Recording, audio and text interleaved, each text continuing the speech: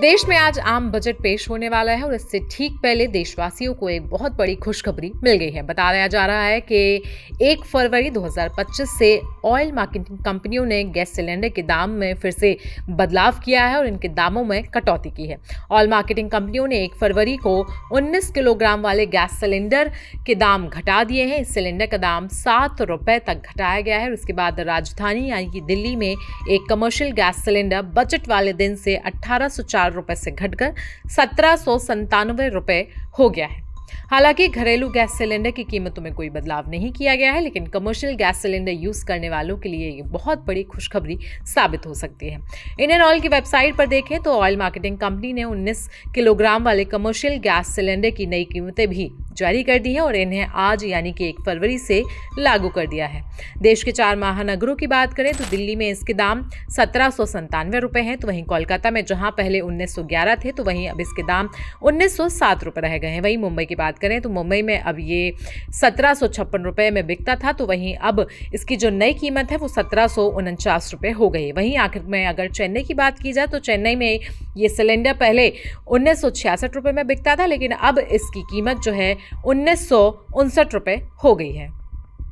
आपको बता दें कि इससे पहले 2025 की शुरुआत यानी कि 1 जनवरी को भी एलपीजी सिलेंडर की कीमतों में बदलाव हुआ था। उस टाइम भी कीमतें घटाई गई थी। नए साल के मौके पर ऑयल एंड मार्केटिंग कंपनियों ने एलपीजी सिलेंडर के दाम दिल्ली से लेकर मुंबई तक 14 से 16 रुपए तक घटा दिए थे, जबकि बीते साल के आखिरी दिसंबर महीने में 19 किलो वाले गैस सिलेंडर की कीमतों में तगड़ा इजाफा देखा गया था। 1 दिसंबर को देश की राजधानी में 19 किलोग्राम वाले एलपीजी सिलेंडर 1818 रुपए का हो गया, तो वहीं नवंबर में इसकी कीमत 1802 रुपए थी। लेकिन अब अगर फरवरी की बात करें तो ये एलपीजी सिलेंडर जो है वो दिल्ली में 1797 रुपए में बिकने वाला है, जिससे माना जा रहा है कि बजट वाले दिन ये अच्छी खुशखबरी हो सकती है। लेकिन अभी भी बजट आने में कुछ समय बाकी है, इसीलिए हमें ये देखना होगा कि आखिरकार बाकी यानी कि महिला, युवाओं, बिजनेसमैन, किसानों के लिए बजट में क्या क्या अच्छी खबरें आ सकती हैं। तो वहीं ऐसे कौन सा वर्ग होगा जिसका आज बजट के दिन दिल टूटने वाला है।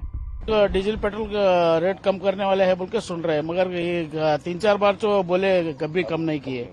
अभी जो है पेट्रोल डीजल कम करे तो मिडिल क्लास लोगों को जो है बहुत बेनिफिट्स होता, रेट्स जो है थोड़ा कम आता। जो डेली खाने का धान का, ऑयल का, सभी का जो रेट बढ़ गया है वो भी कुछ कम करना बोल के मोदी सरकार को हमने रिक्वेस्ट कर रहे हैं। आज का बजट जो दे रहे हैं वो तो गरीब लोगों का नहीं है, पूरा इंडस्ट्रियल का है। वो गरीब लोग every employee will think the budget slab will be low, but as per the government is always high. ये बजट है ना, वो गरीब लोग का तो कुछ आता नहीं। Yeah, what I feel is like the common man, whenever he goes out, the spending is very much high. So what I request the government is like if they have good plans for saving the income in terms of slab reduction, like instead of 7.5 lakhs, if they are making it for 10 lakhs, it will be very easy for all the customers. And second thing is airfares whenever they are going traveling abroad and all or different states. So the costing is little high. So I request the government to have some subsidies for the common man. It will be very helpful. Myself, Jeevan Soundwar. Thank you. So the GST has been implemented on the education, which is causing the burden for our parents to provide us education. So if the GST has been abolished or reduced, or the taxation that is implemented on the education, if it has been reduced or abolished, it will help the parents for better better opportunities. It will raise our concerns also. So I think if it is abolished, it will be help us to better approach towards the education. So I represent the agriculture sector.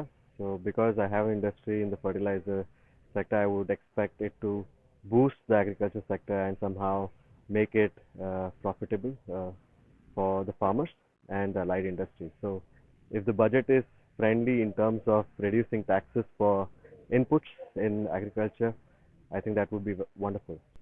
Sir, as the young entrepreneurs are investing into stock market and it is daily increasing day by day, as per the prediction 2025 the market is going to again collapse and go down. What are the initiatives government is going to take on this, and how they can help the business community, the young entrepreneurs, the young minds, and the people who are already invested in the stock market? Government, how they are going to come out from the challenges? I am Danesh Nathu from Hubli. Thank you so much.